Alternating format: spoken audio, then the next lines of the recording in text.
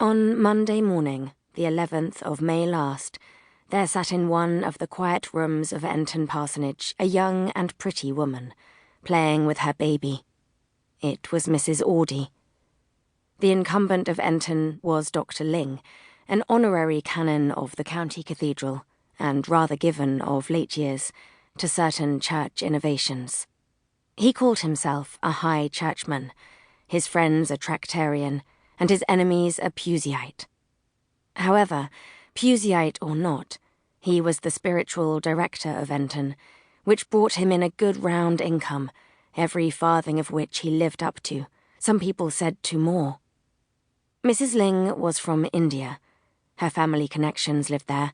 Father, uncles, brothers and cousins had been, or were, in the civil or military service of Bengal. Consequently, as the daughters of Dr. Ling had grown towards womanhood, they were severally shipped off, with high matrimonial views, according to a fashion that extensively prevails among certain of our British families.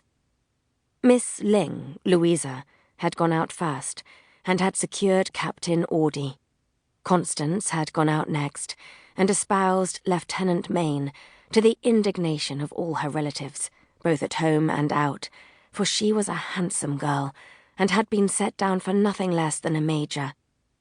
Lieutenant Mayne, who was attached to Captain Audie's regiment, had been home on sick leave, and was unfortunately returning in the very ship that took Constance. Before they had come to the end of their voyage, they had agreed that Mayne was a prettier name for the young lady than Ling, and, although everybody assured her that he had no interest and would never get promoted, she married him. The third daughter, Sarah Ann, very young and pretty she was, went out the following year, with a stern injunction not to do as Constance had done. Sarah Ann, probably, would not have gone so soon, but that Mrs. Audie had urged it. Her own health was not good. She was returning to Europe. Let Sarah Ann come and be introduced under her auspices before she left. Otherwise she would be consigned to the charge and bad example of Mrs. Mayne. And Sarah Ann was dispatched at the age of 15. Dr. and Mrs. Ling had 3 other daughters yet.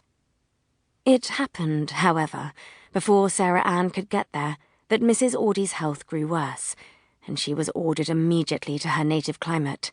So, after all, Sarah Ann had to be received by Mrs. Mayne. Mrs. Audie, upon landing in England, proceeded to Enton. The voyage had been of much service to her, and her health was improved. And there we see her sitting, on the morning of the 11th of last May, nearly 12 months after her arrival, playing with her infant, who was 9 months old. She was well now, and in August she and the child were going back to India. Mrs. Audie was much attached to this child, very anxious and fidgety over it.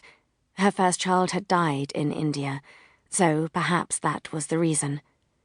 She fancied this morning that it was not well, and had been sending in haste for Mrs. Beecher, who lived close by.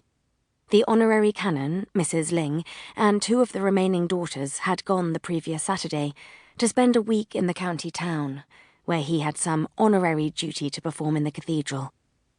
Mrs. Beecher came running in without her bonnet.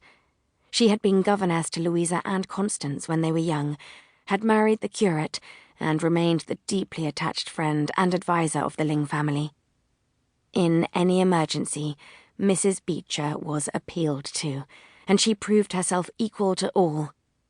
"I am sure baby's ill," was Mrs. Audie's salutation.